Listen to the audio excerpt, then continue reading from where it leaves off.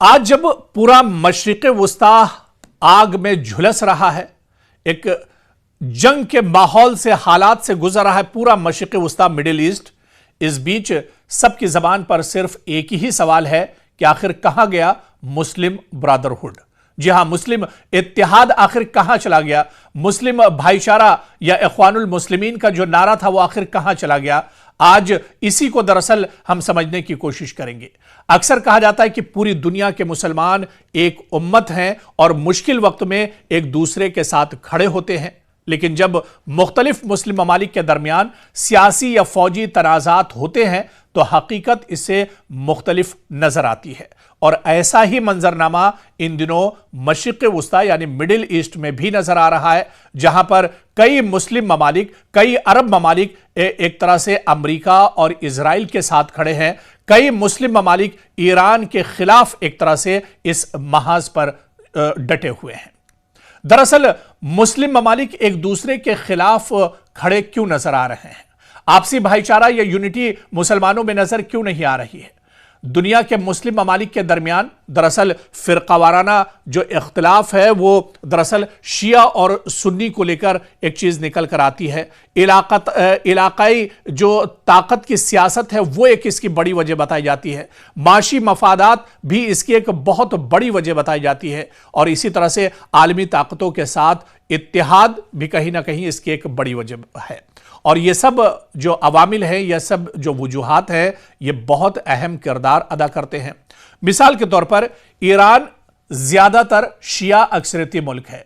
Saudi अरब और कई खलीजी ममालिक सुन्नी अक्सरियती ममालिक हैं। ईरान और सऊदी अरब के दरमियान कई सालों से सर्द जंग जैसी कशीदगी रही है। इसलिए जब खित्ते में कोई बड़ा बहरान आता है तो ममालिक मजहबी नारे से ज्यादा अपने कौमी मफाद को तरजीह देते हैं। इसके अलावा आप देखिए कि खलीजी ममालिक और अमेरिका का जो ताल्लुक है बहुत गहरा है। दरअसल अमेरिका के खलीजी ममालिक के साथ करीबी ताल्लुकात हैं, क्योंकि इसमें तेल की तिजारत बहुत अहम है, फौजी ताउन भी बहुत इंपॉर्टेंट है, सिक्योरिटी माहिदे और अमेरिकी फौजी अड्डे भी एक तरह से यहां पर बने हुए हैं।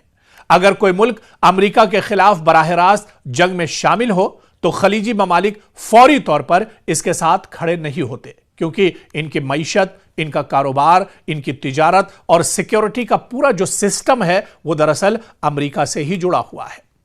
एक बड़ी वजह जो बताई जाती है कि आखिर मुस्लिम ब्रदरहुड एक प्लेटफॉर्म पर क्यों नहीं है, इसकी एक बड़ी वजह शिया सुन्नी तकसीम का असर भी एक तरह से बताया जाता है। क्योंकि शिया और सुन्नी तकसीम सिर्फ मजहबी नहीं बल्कि सियासी भी है। ईरान ने इराक, शाम, लबनान और यमन में अपने इत्तेहादी ग्रोहों की हिमायत की है।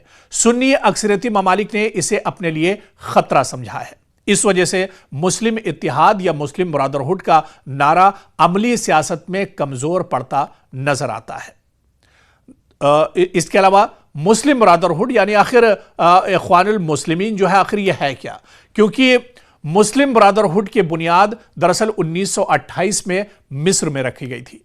इसके मकासद में शामिल था इस्लामी कानून यानी शरिया पर मबनी एक निज़ाम, सियासी इस्लाम का फरोग, मगरबी असरात की मुखालिफत।